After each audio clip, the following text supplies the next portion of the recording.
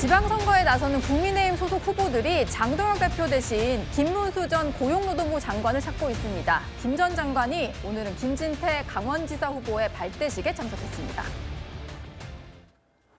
우리가 김문수 선대위원장님을 모셨더니 그것도 다른 데서 따라합니다, 여러분. 우리 명예 선대위원장님 든든하지 않습니까? 김문수! 오늘부터 이 싸움은 시작입니다, 여러분. 강원도 사람 대 서울 사람이 강원도지사를 놓고 싸우는데 누가 이기겠습니까, 여러분? 강원도의 자존심을 걸고 반드시 승리하겠습니다, 여러분. 근데 지금 우리 당이 굉장히 어렵게 돼 있는데요. 이승만 대통령 말씀대로 뭉치면 이기고 흩어지면 지는 겁니다. 그래서 오늘은 보니까 이렇게 강원도에서 5만 명 전체 다가 뭉치고, 지금 뭉치기만 하면은 다 이기겠죠? 뭉치자! 이기자! 이기자! 이기자! 함께 승리! 도지사는 네, 발대식을 했는데 저렇게 김문수 전 장관이 명예선대위원장으로 참석한 모습을 볼 수가 있었습니다. 강원뿐만이 아니고요. 대구, 부산, 또 경북까지도 명예선대위원장직을 요청해서 다 수락을 했다고 하는데요. 윤희석 대변인님, 이게 조금 화제가 되고 저희가 뉴스탑10에서까지 다루는 이유가 장동혁 대표와 너무 비교가 되기 때문이잖아요. 예, 가장 극명하게 두 분 사진을 딱 보면 작년 8월에 있었던 저희 당 전당대회 결선이 생각나지 않습니까? 예. 두 분이 결선에 올라가서 아주 적은 차이로 당락이 결정이 됐는데 장동혁 대표가 그때 이겼기 때문에 지금 대표인 거잖아요. 그러면 지금 저 장면에 응당 장 대표가 있어야 하는 겁니다.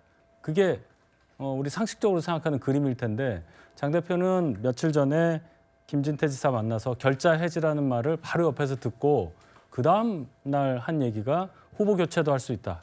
해당 행위는 후보 교체 사유가 될 수 있다. 이렇게까지 말씀하셨고 예. 야인처럼 계시던 김문수 위원장은 각 후보들로부터 명예 공동 선대위원장 제의를 받고 수락을 하고 저렇게 선대위 발대식에서 말씀을 하시는 후보를 지원하는 상황까지 온 겁니다.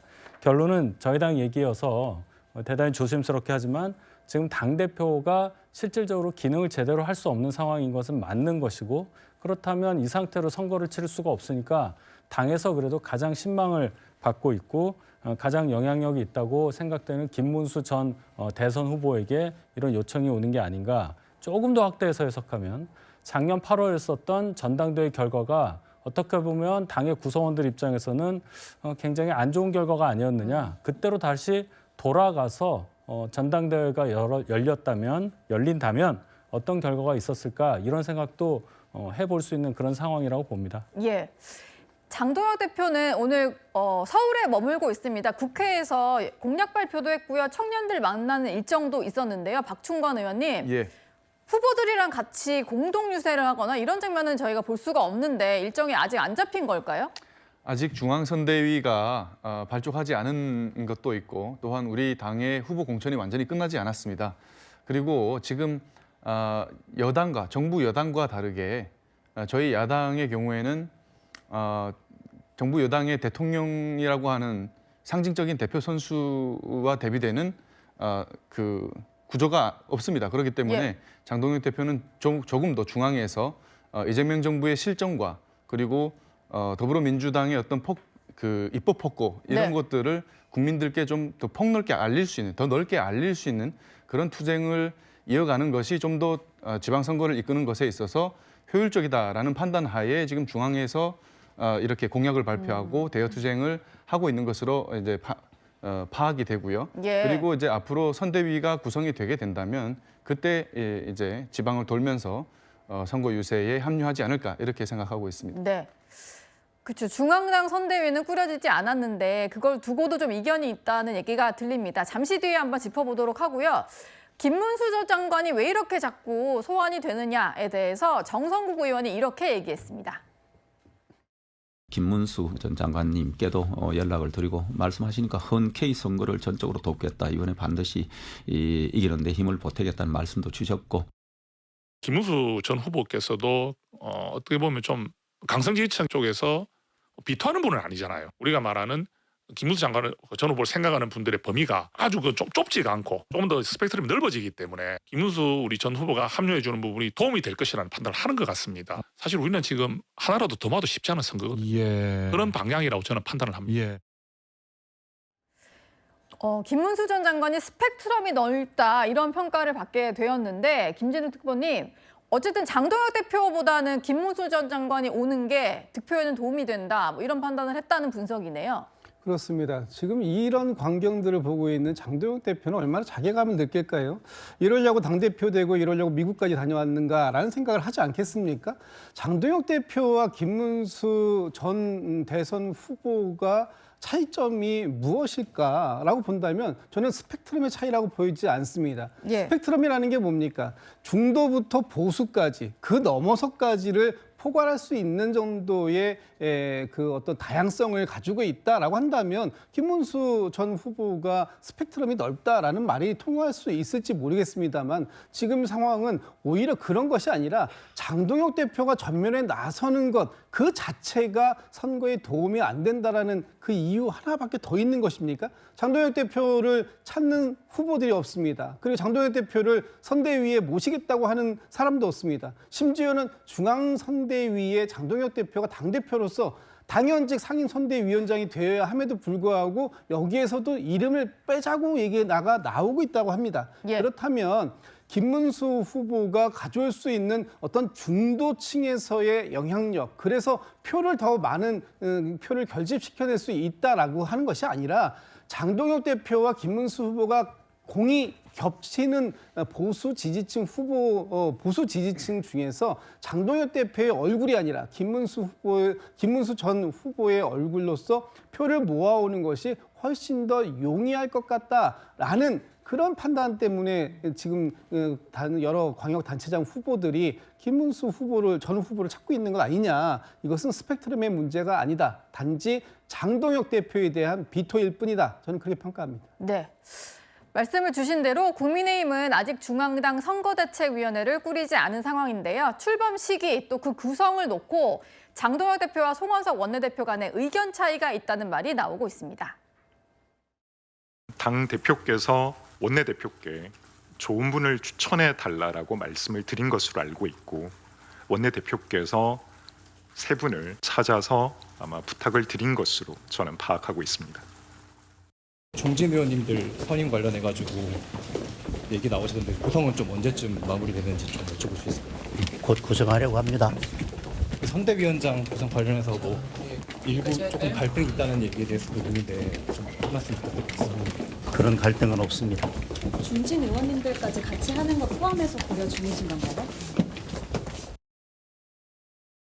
갈등은 없습니다라고 말을 하기는 했는데요. 일단 국민의힘에서는 중진 의원들 김기현, 나경원, 안철수 의원을 공동 선대위원장으로 세우는 방안이 논의가 되고 있는 것 같습니다. 장윤주 부대변인님, 보니까 국민의힘만 중앙선대위가 뜨지 않은 게 아니라 민주당도 아직인 것 같긴 한데 민주당은 좀 어떻게 구성하실 생각이세요? 그러니까 일반적으로 봤을 때 공천 과정이 끝나게 되면 정당은 이제 본격적으로 선대위를 띄우게 됩니다. 공관위에서는 이제 공천 과정을 맡게 되고 후보가 확정이 되면 본격적으로 선대위가 띄워지는 것인데요. 그러니까 이제 민주당도 아마 공천이 마무리되면 선대위를 띄울 것으로 보이는데 그런데 지금 상황을 또 국민의힘과 민주당을 같은 선상에 놓고 비교하기는 어려울 것 같습니다. 국민의힘에서 지금 선대위에 대한 부분들이 조기에 얘기가 나오는 것 자체는 결국 장동혁 대표를 2선으로 좀 내려보내든지 아니면 장동혁 대표를 1선에서 좀 지우고 나서 중앙선대위나 또는 선대위에 들어오는 인사들을 통해서 선거를 치러야 되는 것 아니겠느냐. 결국 장동혁 대표에 대한 비토 여론 때문에 저는 선대위에 대한 얘기들이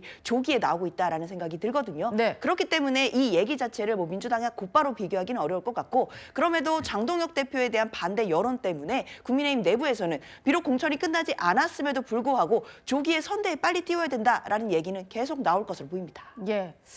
뭐 보도에 의하면은 이렇게 김기현, 나경원, 안철수 공동 선대위원장에 장동혁 대표는 좀 배제하는 방안을 얘기를 했는데 장 대표는 본인이 공동위원장 맡겠다 의지를 고수하고 있다 이런 보도가 나오는 것 같아요. 박충건 의원님, 이게 좀 확인되신 게 있을까요?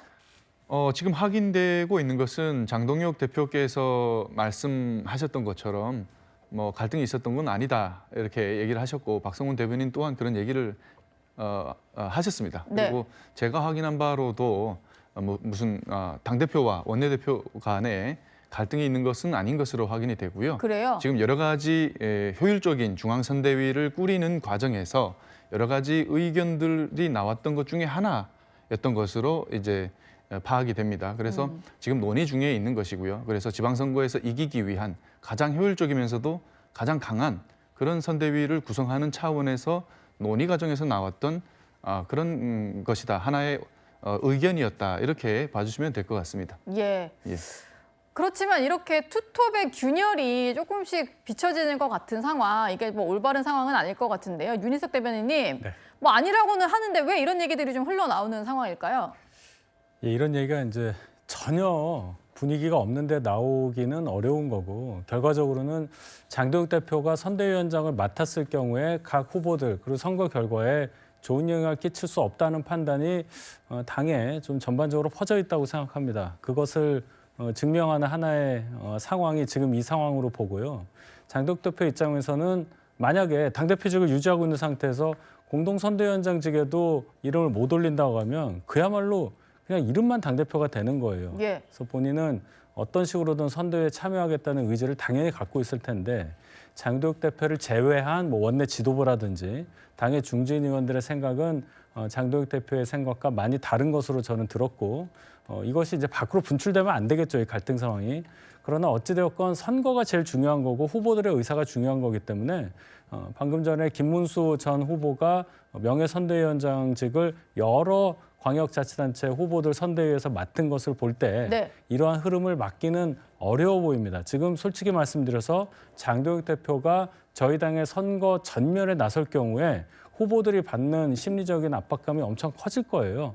그 상황을 장도혁 대표를 비롯한 당 핵심 지도부가 잘 이해해 주시기를 바라는 그런 당원들도 많다. 이렇게 저는 전합니다. 네. 하정우 전 AI 수석이 부산행 열차에 몸을 실었습니다. 일찌감치 북구에 내려온 한동훈 전 대표, 박민식 전 의원의 견제도 치열한데요. 먼저 오늘 모습부터 보고 오시죠. 고향으로 돌아온 하지피티가 부산을 대한민국의 새로운 성장 엔진으로 만들겠습니다. 반대하겠습니다. 하 전 수석은 부산 북구에서 태어나 초중고를 모두 부산에서 나온 부산이 낳고 부산이 기른 진짜 부산갈매기 부산 진짜 토박이입니다. 앞으로 전재수 의원의 길을 이어받아 부산 발전을 완성할 든든한 적임자로 활약해 주시기를 기대합니다. 이재명, 전재수, 하정우가 만드는 새로운 성장을 지켜봐 주십시오. 어머니, 누나, 행님, 그리고 친구들이 있는 따뜻한 품으로 돌아가서 내 고향 부산 발전 반드시 이루겠습니다. 지켜봐 주십시오. 감사합니다.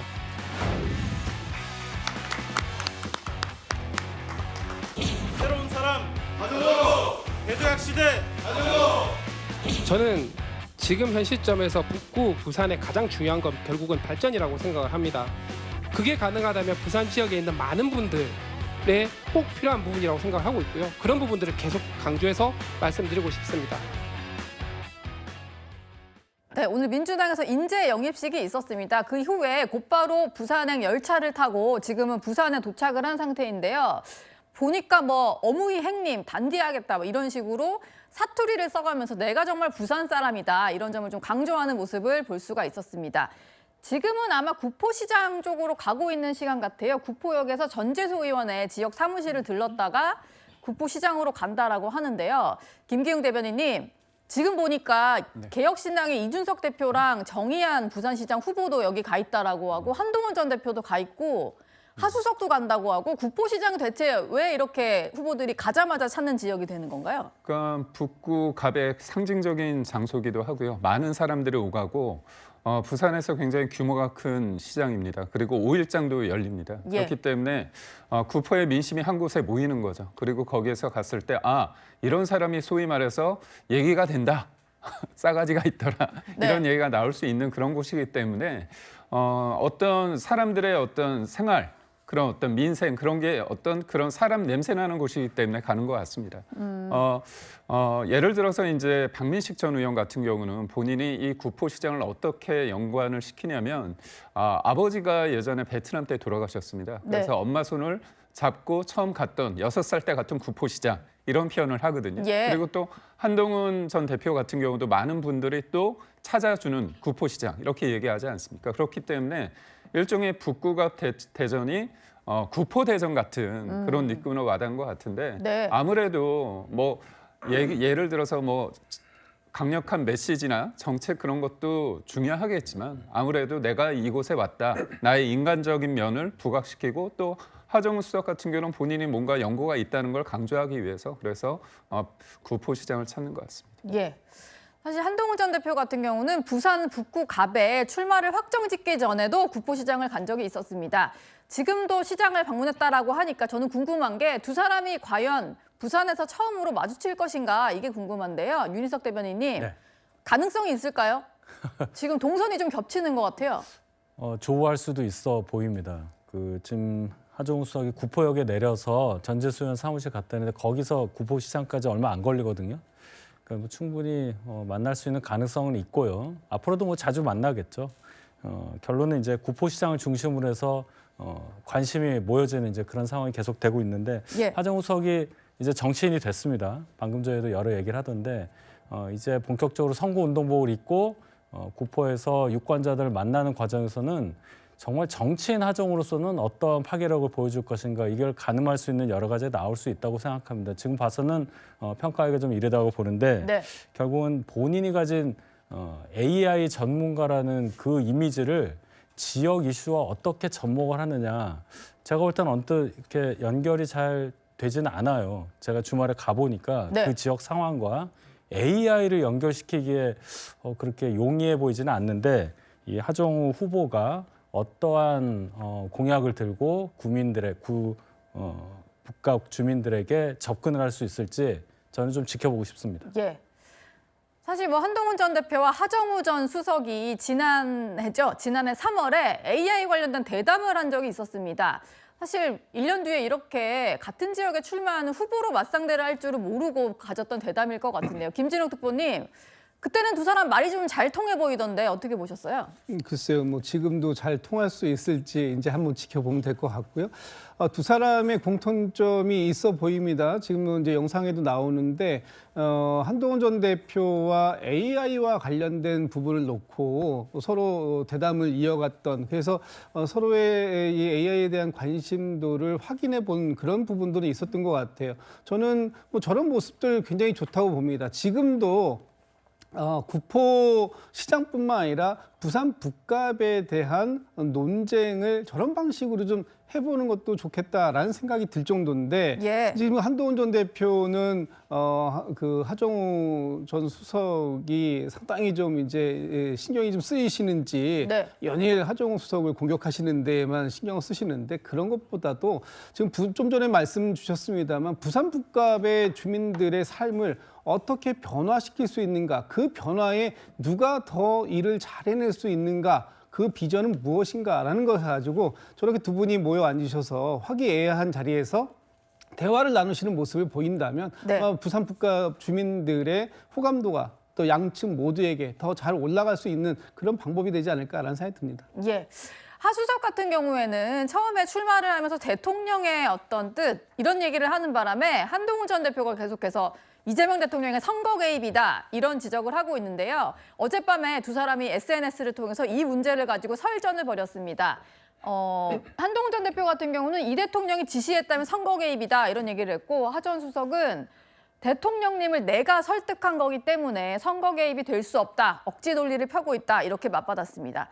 장현지 부대변인님, 일단 한동훈 전 대표는 이 부분을 계속해서 좀 물고 늘어질 것 같은데 하정우 수석 얘기를 좀 들어보면 내가 설득한 거다. 그러니까 대통령이 나를 나가라고 한 거 아니다. 뭐 이런 얘기네요. 그렇죠. 아마 한동훈 전 대표가 이 부분을 가지고 계속 뭐 물고 늘어지면서 공격은 할 수는 있겠지만 저는 사실상 그렇게 치명적이거나 또는 유권자들의 표심을 뭐 바꿀 만한 그런 또 공격은 아니다라고 생각합니다. 이미 하정우 전 수석이 본인이 출마를 결심하는 과정에서 본인이 결단을 내리고 그리고 대통령을 설득했다 뭐 이렇게 이야기를 한 마당에 한동훈 전 대표가 계속해서 이 부분을 뭐 꼬리에 꼬리를 물고 공격은 해볼 수 있겠지만 이런 부분들 자체가 뭐 크게 울림 있는 소리라든지 아니면 부산 북구의 발전과 직접적으로 관련되는 이야기 자체가 아니기 때문에 저는 뭐 이 공격 자체가 크게 힘을 얻을 것 같다라는 생각은 들진 않고요. 이제는 의제가 전환되는 시기라고 생각이 듭니다. 네. 하정우 전 수석이 지금 출마에 대한 얘기를 하면서 해양 수도 그리고 피지컬 AI 이런 얘기를 합니다. 부산 대전환 이런 얘기도 했고요. 결국 본인이 설계자에서 실천가가 되고 싶다라는 말도 합니다. AI의 전문가로서 이제는 국회에 들어가서 입법으로 완성할 부분들을 입법으로 완성해 보겠다라는 지금 출사표를 던지고 있는 상황이기 때문에 이런 부분들이 특히 부산 북갑에 계시는 주민들 입장에서는 고향에 돌아온 우리 하정우 전 수석이 과연 부산에서 어떤 비전을 보여줄지 이 목소리에 더 기대를 많이 갖고 계실 거라고 생각합니다. 네. 저희가 이렇게 그래픽으로 정리를 한번 해봤는데 두 사람의 목소리를 한번 모아봤습니다. 이 얘기도 듣고 오시죠. 대통령님이 딱 지침을 주셨잖아요. 네. 이래라. 일을 열심히 해야죠. 액면 그대로 이렇게 지시하신 대로 열심히 네. 한다. 뭐 이렇게 봐야죠. 계속 AI 수석으로 남는다고 약속해 주셔도 될까요? 약속이 되질 않는데요. 제가 약속을 해도 네. 깰 수밖에 없는 상황이 생길 수도 있으니까 대통령 뜻이 바뀌시면 어떡해요? 이재명 대통령이 그랬죠. AI 골든 타임이다. 네. 그럼 그 골든 타임은 이미 끝났습니까? 이미 골든 타임은 끝난 거예요. 10개월로서.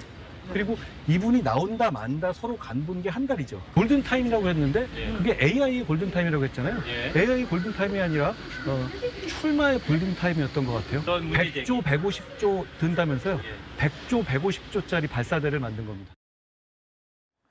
출마를 위해서 150조를 뭐 써서 발사대를 만든 거다 이런 표현도 쓰고요. 김기웅 대변인님, 한동훈 전 대표 입장에서는 계속해서 하정우 전 수석 뒤에는 대통령이 있다. 네. 그러면서 마치 이재명 대통령과 나의 대결이다. 대리전 양상을 좀 만들려는 것 같아요. 뭐 사실 우리가 헬리콥터맘이라고 있지 않습니까? 끊임없이 그 자제 아이들의 어떤 주변을 맴돌면서 하나하나 다 챙기려고 하는 것 같은데 저는 하정우 수석이 이 부분에 대해서 발단, 그 원인을 제공했다고 봅니다. 그리고 이재명 대통령도 이른바 작업에 넘어가지 말라고 했는데 사실상 저희가 볼 땐 국민을 대상으로 작업했다고 볼 수밖에 없지 않습니까?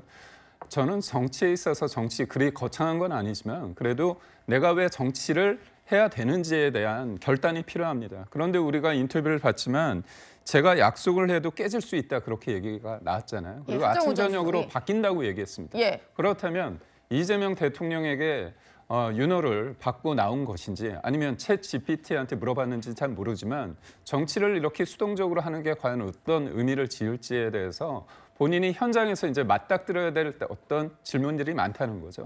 그런 의미에서 한동훈 전 대표가 가장 본질적인 질문을 던졌다 이렇게 보시면 됩니다. 네. 보수 진영에서는 후보가 여러 명이 뛰고 있습니다. 그러다 보니까 뭐 국민의힘 같은 경우는 후보가 확정된 건 아닙니다만 가장 열심히 좀 뛰고 있는 박민식 전 의원 그리고 한동훈 전 대표가 하정우 전 수석과의 양강구도 만들기에 사활을 걸고 있습니다. 저는 자신이 있습니다. 예. 그리고 자신이 없기 때문에 이렇게 되면은 본인들이 예상한 어떤 정치적 시나리오, 쉽게 말해서 한동훈 전 장관의 대권 가도를 위한 징검다리로 이번 보궐선거에 이겨야 되는데 혼자 이길 수는 없다. 그 정도 경쟁력이 안 되구나. 그러니까 박민식이가 국민의힘 유력 후보인데 이 사람을 내려앉혀야 된다.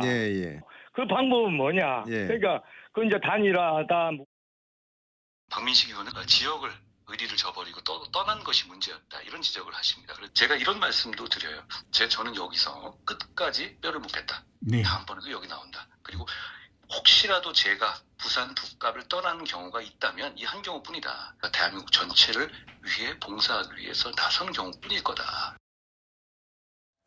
3자 대결로 치러질 경우에 모든 표가 뭐 분산이 될 수는 없을 것 같고 보수표가 일단 갈라지면 민주당 후보에게는 좀 유리한 구도가 될 텐데 아마 선거 초반이 상당히 중요할 것 같습니다. 윤인석 대변인님, 초반에 확실하게 이제 양강 구도에 딱 들어야 단일화 압박이 그 3위 후보한테 가는 거잖아요. 그렇게 볼 수가 있죠. 지금 아무래도 하정우 수석은 여당 후보고 직전 의원도 민주당 출신 전재수 의원이니까 아무래도 뭐 2명 꼽으라고 그러면 그 안에는 들어갈 거예요. 네. 그럼 나머지 한 자리를 위해서 뿌리가 같은 분들이 경쟁하는 뭐 그런 아주 미묘한 상황이 된 거는 맞습니다. 그래서 이기기 위해서는 그럼 단일화가 필요하냐 안 하냐. 한동훈 대표 입장에서는 이 3자 구도를 예상 안 하고 나온 게 아니기 때문에 그런 어떤 단일화라는 정치공학적인 프레임에 연연하지 않고 일단 주민 보호 가겠다 이런 느낌이 들고요. 박민식 전 의원 같은 경우는 이제 본인이 떠났던 지역에 다시 오면서 이제 연고를 주장하면서 계속 본인이 당선돼야 한다, 당선될 수 있다 이런 주장을 하시는데 예. 어떤 식으로든 유권자들이 보수 유권자들이 두 분이 하나로 합치는 과정을 원할 수는 있을 것 같아요. 근데 이게 인위적으로 되는 거냐, 정말 투표를 통해 될 거냐, 그건 지금 상황에서는 말씀드리기가 참 어려운 거고 다만 이제 박민식 후보가 아직 결정이 안 됐잖아요, 후보로. 그렇죠. 다른 후보도 당에서 뭐 고려를 하고 있는지는 모르겠지만 일단 박민식 후보가 왜 2020년 총선 이후로 북갑을 떠나게 됐고 떠나고 나서도 장관으로 있을 때 내가 4번이나 공천을 받았기 때문에 북갑에서 다시 정치한 건 염치가 없는 거다라고 말씀하신 그 부분에 대한 해명을 확실히 하셔야 주민들에게 소구력을 좀 더 발휘할 수 있지 않을까 이런 생각이 듭니다. 일단 3자 구도로 치러질 가능성은 좀 높아 보이고 국민의힘 후보가 박민식 전 의원이 아니라 또 다른 후보일 수도 있겠습니다만 일단 이런 분위기로 좀 흘러가는 건 맞는 것 같습니다. 장윤지 부대변인님, 네. 지금 보면은 하정우 전 수석, 박민식 전 의원은 둘 다 이곳에서 학교 다 나왔고 그렇죠. 내 고향이다 뭐 이런 얘기를 하고 박민식 전 의원 같은 경우도 돌아온 탕화를 따뜻하게 받아주더라 뭐 이런 얘기를 해요. 근데 외지인 입장에서 좀 불리한 거 아니냐 이런 얘기도 있는데 어떨까요? 아무래도 지역 정서상에는 그 지역 출신, 그러니까 부산을 고향으로 두고 있고 또 부산 출신이다라는 점은 당연히 지역 정서에서 플러스 요소가 될 것이라고 생각합니다. 이에 비해서 한동훈 전 대표 같은 경우에는 뭐 부산 출신이거나 그런 건 아니기 때문에 뭐 본인 입장에서는 부산에서 뭐 근무를 했었다라는 인연을 얘기는 하고는 있지만 다른 후보들이나 다른 경쟁자들에 비해서는 연고가 사실상 옅은 것도 사실입니다. 예. 아마 이 부분은 계속 선거 내내 아마 부산 시민들에게 계속 같은 질문을 받게 될 겁니다. 부산에 왜 왔느냐, 연고도 없는데 부산에 와서 어떤 정치적인 걸 하려고 하느냐라는 질문을 받게 될 것인데 저는 근데 이런 것 같은 경우에는 한동훈 전 대표 측의 캠프에서도 이미 나름대로의 준비는 되어 있을 거라고 생각합니다. 그렇기 때문에 이번 선거에서는 뭐 부산 출신이다라고 해서 무조건 유리하다라고만 또 단정할 수는 없는 것이기 때문에 민주당 입장에서도 하정우 수석이 부산 출신으로서 지금 고향에 돌아가서 고향에서 뜻을 펼치겠다 이런 부분도 당연히 강점으로 내세우지만 그것을 떠나서 하정우 전 수석이 가지고 있는 인물 경쟁력, 즉 인물론으로 승부하겠다라는 전략도 함께 펴고 있기 때문에요. 앞서 말씀드린 것처럼 하정우 전 수석이 부산인 고향으로 돌아가서 본인이 어떤 비전을 펼칠지에 대해서 부산 시민들이 귀를 열고 들어주실 거라고 생각합니다. 예. 국민의힘 내부에서도 여러 가지 말들이 많이 나왔었는데 아예 이 지역에 후보를 내지 말자는 얘기도 나왔었고 어쨌든 단일화를 해야 된다 이런 목소리가 많이 나오는 상황인 것 같아요. 김기웅 대변인님, 부산 지역 의원들 얘기 들어보면 당장 뭐 누구로 단일화 하자까지는 아니더라도 단일화 필요성 얘기를 참 많이 하시더라고요. 제가 볼 땐 지금은 아닌 것 같습니다. 근데 나중에 선거가 됐을 때 박민식 전 의원이나 아니면 한동훈 전 대표가 막상막하고 두 분이 하나가 되지 않았을 때 하정우 후보가 되는 어부지리 상황이 됐을 때 고심은 깊어질 수밖에 없는데요. 네. 지금은 각자의 영역에서 열심히 뛰는 게 저는 맞다고 보고 있고 지금 박민식 전 의원 같은 경우는 앵커께서 말씀하신 것처럼 돌아온 탕자, 어떻게 보면 욕도 먹고 죄송하다 그런 얘기를 하는 것 같은데 운명이 좀 얄궂다고 할까요? 그 2024년 총선에서 그때 비대위원장이 한동훈 전 대표 아니었습니까? 그 당시에 원래는 이제 분당에서 나오고 싶었는데 그게 헌신해라, 장관이나 아니면 다선 의원들은 헌신하라고 해서 영등포로 갔다가 더 험지로 가라고 해서 강서에 갔습니다. 네. 근데 그때 어떻게 보면 험지에 대해서 좀 얘기했고 그거를 부탁했던 사람이 한동훈 전 대표 비대위원장이었거든요. 그런데 지금 박민식 전 의원이 지금 뛰고 있는 그쪽에 또 한동훈 전 대표가 오지 않았습니까? 그런 거 보면 참 운명의 얄궂은 장난 아닌가 이런 생각도 한번 해봅니다. 비대위원장 때 얘기를 하시니까 윤희석 대변인 또 하실 말씀이 있는 것 같아요. 그 당시 상황을 제가 정확하게 알고 있어요. 당의 요청에 의해서 분당갑에 출마하려고 했다가 험지인 강서울로 갔다. 그 결정을 요구한 게 한동훈 비대위원장이고 희생에 따른 그 요구에 응해서 강서을로 갔다. 박민식 후보가 이 말씀하셨는데 사실이 좀 다릅니다. 그래요? 분당갑에서 영등포을로 가려고 하셨죠. 네. 영등포을에는 김민석 현 총리가 있었고 박용찬 위원장이 있는 상태에서 굉장히 좋은 곳이에요. 1% 차이로 졌어요, 저희가. 그러니까 거기서 이제 박용찬 위원장 경쟁하다가 여의치 않은 상태에서 강서을로 가시게 된 거고 그 과정에서 한동훈 비대위원장이 또는 지도부가 희생해달라고 해서 간 거라고 알려져 있을 수는 있는데 예. 전혀 그렇지 않다. 그렇게 아마 언론에는 얘기를 한 것 같은데 제가 비대위원장 한동훈 비대위 시절에 대변을 했으니까 제가 알고 있는 정보가 더 많을 거라고 저는 봐요. 네. 제가 한 근데 지금 두 분이 약간 기억이 다르신가? 아니, 예, 김비영 기억이 다른 건 대변인은요. 아니고요. 네. 언론 인터뷰 캡처한 부분을 그냥 읽어드리겠습니다. 네. 한동훈 전 대표가 이렇게 얘기합니다. 인터뷰 내용입니다. 박민식 전 장관께 국민을 위한 승리를 위해서 헌신해달라는 요청을 드렸습니다. 강서을에서 싸워주시고 승리해달라는 요청을 드렸습니다. 방송 화면 캡처본입니다. 그럼 저도 한마디 해야 돼요. 그렇게 요청을 해서 비대위원장이 들어주신 거다. 이 정도까지만 제가 말씀드리겠습니다. 네. 어쨌든 중요한 것은 부산 북갑을 떠나와서 수도권에서 지역을 여러 번 옮겼다라는 부분인데 이걸 가지고도 누구의 요청이었냐, 누구의 희생이었냐 말들이 참 많은 것 같습니다. 몇 가지 뉴스를 제가 더 전해드리겠습니다. 장동혁 대표 대신 김문수 전 장관과 손을 잡은 국민의힘 후보들. 지금 방금 만나보신 추경호 후보 말고 또 있습니다. 우리 김문수, 우리 명예선대위원장님 든든하지 않습니까? 다시 한번 박수 부탁드립니다. 김문수! 김진태를 한 번 더 밀어주셔야 되겠죠? 예, 대선 후보였던 김문수 전 장관이 명예선대위원장 자격으로 오늘 강원 지역 캠프의 출범식을 참석한 건데요. 대구, 경북 그리고 부산까지 세 지역의 명예선대위원장이 됐습니다. 보수층 결집을 위해서 작년 국민의힘 전당대회에서 장동혁 대표와 경쟁했던 저 김문수 전 장관을 얼굴로 내세우고 있는 겁니다. 각 시도지사 후보들께서 답답한 마음에서 저에게 도움을 요청하기 때문에 반면 장동혁 대표는 오늘 서울 서대문구 홍은동 카페 폭포에서 열린 이 청년 공약 잔담회에 참석을 했지만 서울시장 후보인 오세훈 후보는 불참을 했습니다. 선대위원장 구성 관련해서 뭐 일부 조금 갈등이 있다는 얘기에 대해서도 있는데 좀 말씀 부탁드리겠습니다. 그런 갈등은 없습니다. 6월 3일은 지방선거일이죠. 하지만 미니 총선 날이기도 합니다. 오늘 기준 민주당 의석수는 152석입니다. 이 총선 때 연합 비례까지 170석 안팎이었는데 그 사이 과반 간신히 넘을 정도로 줄었죠. 이유는요. 전재수 부산시장 후보, 박수현 충남지사 후보 같이 광역단체장 후보로 민주당 의원들이 대거 나갔기 때문입니다. 이들이 오늘 모두 의원직을 사퇴하면서 6월 3일 무려 14곳에서 국회의원 선거가 치러집니다. 자, 그중 13곳이 민주당 지역구, 대구 달성 한 곳만 국민의힘 지역구입니다. 흥미로운 건 이번에 선거 치러지는 곳 중 절반이 지난 총선 때 10% 이내 격차를 보인 접전지라는 겁니다. 이 경기 하남은 불과 1,200표 차, 충남 공주부여청양 3,000표도 안 나는 차이로 결론이 났거든요. 게다가 각자 다른 이유로 여야 모두 거물급들이 총출동합니다. 이 결과에 따라 6월 3일 이후 정치판 판도도 완전히 달라질 수 있습니다. 자, 그중 가장 관심 지역인 부산 북갑부터 가보겠습니다. 민주당 하정우 전 AI 수석이 오늘 처음으로 부산 구포로 내려갔고 한동훈 전 대표와 만났습니다. 신경전이 치열합니다. 정성훈 기자입니다.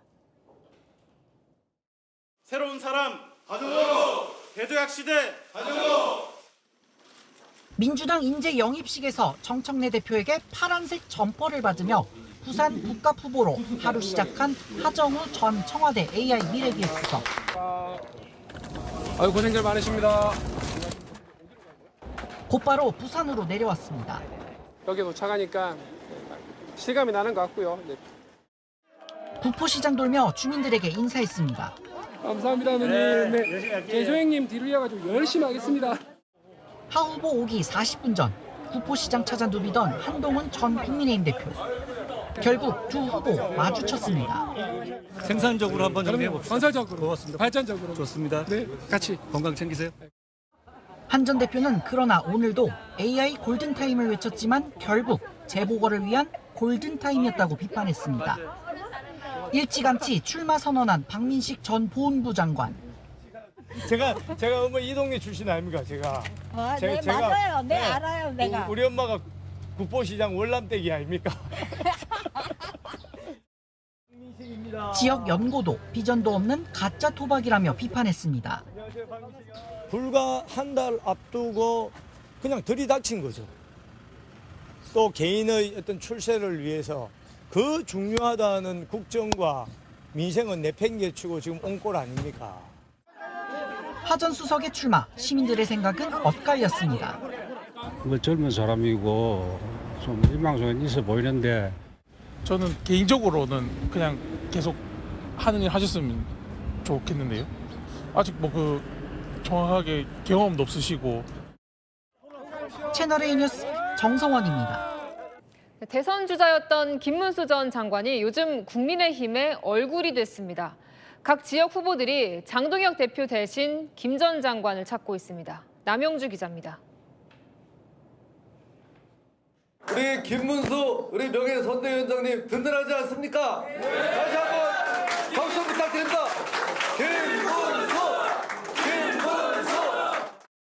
김진태 국민의힘 강원지사 후보와 두 손을 번쩍 든 김문수 전 장관. 박수와 환호가 쏟아집니다. 김진태를 한 번 더 밀어주셔야 되겠죠? 강원 지역 명예선대위원장으로 캠프 출범식에 참석한 겁니다. 각 시도지사 후보들께서 답답한 마음에서 저에게 도움을 요청하기 때문에 대구, 경북, 부산까지 세 곳 명예선대위원장을 맡았습니다. 각 캠프에서 장동혁 대표보다 전당대회 경쟁자였던 김 전 장관을 더 찾는 셈입니다. 장 대표의 중앙선대위 합류를 두고 지도부 사이 균열도 감지됩니다. 송원석 원내대표는 중진 김기현, 나경원, 안철수 의원을 중앙선대위원장으로 임명하는 안을 제안한 것으로 알려졌습니다. 당 관계자는 대표를 향해 사퇴 대신 뒤로 물러나 있는 방안을 애둘러 전한 게 아니겠냐고 했습니다. 선대위원장 구성 관련해서 뭐 일부 조금 갈등이 있다는 얘기에 대해서 의문인데 좀 말씀 부탁드리겠습니다. 그런 갈등은 없습니다. 채널A 뉴스 남영주입니다. 이제 정치권 이슈로 하나하나 가보겠습니다. 저는요 이번 6.3 지방선거, 특히 재보궐선거, 개인적으로 이번 이 지역이 가장 결과가 궁금합니다. 바로 평택을입니다. 갑자기 정치 1번지가 된 것 같죠. 왜냐하면 우리나라의 정치 정당, 정치 집단들이 모조리 출사표를 던졌습니다. 보신 그대로 제가 한번 걸어보면 굳이 나누자면 진보부터 쭉 보수까지 좌우로 이념도 고루 분포가 되어 있습니다. 초반 여론조사도 한번 살펴볼까요? 예. 27, 18, 21, 6.9, 10.3. 오차 범위 내에 있는 것도 있고 초반 여론조사를 보면요. 절대 강자 없이 대략 3중 2약 정도로 좁힐 수 있을 겁니다. 5파전 그대로인데요. 특히 색깔이 다른 김용남, 조국, 파란색 두 진보 진영 후보는 이미 시작부터 세게 맞붙었습니다. 조국 사모펀드와 관련해서 틀린 내용은 지금까지 봐도 하나도 없습니다. 권력형 비리였다거나 이렇게 말씀하신다면 저는 자신의 명예를 지키기 위해서라도 반격을 할 것입니다. 민주당의 입장과 완전 반대 아닙니까? 한일 위안부 합의, 세월호 특조위, 이태원 참사의 원인 문제. 웬만큼 찌르더라도 저는 대응하지 않는다. 다만 찌르고 돌리면 그건 좀 다른 얘기죠. 예, 결국 관건은 각자 진영의 단일화일 텐데요. 앞서 봤던 김용남, 조국 두 후보도 그렇고 이미 보수 진영의 기싸움도 시작이 됐습니다. 이 평택 지역에서 3선을 한 국민의힘의 유이동 후보는요. 지금 자유혁신의 황교안 후보를 언급하면서 단일화는 아직 생각해 본 적이 없다면서도 결국 보수표는 본인에게 결집될 거다 이렇게 주장을 하고 있습니다. 그러면 평택을과 함께 초미의 관심 지역 바로 여기죠. 단연. 부산 북갑으로 지금 가보겠습니다. 하정우 전 수석이 청와대에서 사표를 쓰고 나오자마자 오늘 곧장 지역구로 달려갔고요. 눈치 빠르신 분들 보셨겠지만 공교롭게도 첫날 한동훈 전 대표와 딱 마주쳤습니다. 오늘 저희 정치부 정성원 기자가요. 오늘 하루 종일 부산 구포시장 주변을 취재했거든요. 지금 곧바로 연결을 해보겠습니다. 예, 정성원 기자, 오늘 하정우 전 수석이 부산으로 내려간 첫날은 어떤 행보를 보였나요? 네, 하정우 전 수석이 부산 구포역에 도착해서 구포시장 방문할 때까지 제가 계속 동행 취재했는데요. 구포역에 막 도착했을 때는 긴장하는 듯한 모습 엿보였습니다. 여기 도착하니까 실감이 나는 것 같고요. 네. 곧바로 구포시장 찾았는데요. 주민들에게 친숙하게 인사하면서 바로 현장에 녹아드는 모습이었습니다. 네, 누님 열심히 하겠습니다. 예, 감사합니다, 누님. 네, 개소행님 뒤를 이어가지고 열심히 하겠습니다. 한동훈 전 국민의힘 대표가 40분 전부터 시장 돌고 있어서 두 사람 마주치기도 했습니다. 생산적으로 한번 정리해봅시다. 건설적으로, 고맙습니다. 발전적으로. 좋습니다. 네. 좀 마르신 것 같아요. 살이 쪘다가 일이 빡셌습니다. 하수석, 그 후에는 부산시장 유세도우러 온 이준석 개혁신당 대표와도 조우했는데 어떤 얘기했는지 들어보시죠. 여기서 이런 자리에서 우리 정치하는 거예요? 이미 들어왔으니까 열심히 해야죠. 네. 왔으면 이겨야 돼, 정치는. 그럼요. 이겨야죠. 하 전 수석과 한 전 대표, 이 대표를 보러 온 사람들로 시장 안은 통행이 어려울 정도로 북적였습니다. 그럼 그동안은 사실 부산 북갑 한동훈 전 대표나 박민식 전 장관에 대한 여론은 저도 여기서 접할 수 있었는데 오늘 하정우 전 수석이 내려가자마자 여러 행보를 보였는데 그 민심도 정성원 기자가 직접 들어봤다고요? 네, 그렇습니다. 제가 오늘 아침부터 지역구 곳곳을 돌면서 시민들의 목소리 들어봤는데요. 시민들의 생각은 엇갈렸습니다. 기획수석이고 AI 그걸 전문 지식을 갖는 사람이니까 아무래도 나이도 젊고 하니까 저는 개인적으로는 그냥 계속 하는 일 하셨으면 좋겠는데요. 아직 뭐 그 정확하게 경험도 없으시고. 일찌감치 출마 선언한 박민식 전 보훈부 장관도 만났는데 견제하는 모습이었고요. 제가 어머 이 동네 출신 아닙니까 제가. 네, 맞아요. 네, 알아요, 내가. 우리 엄마가 구포시장 월남댁이 아닙니까?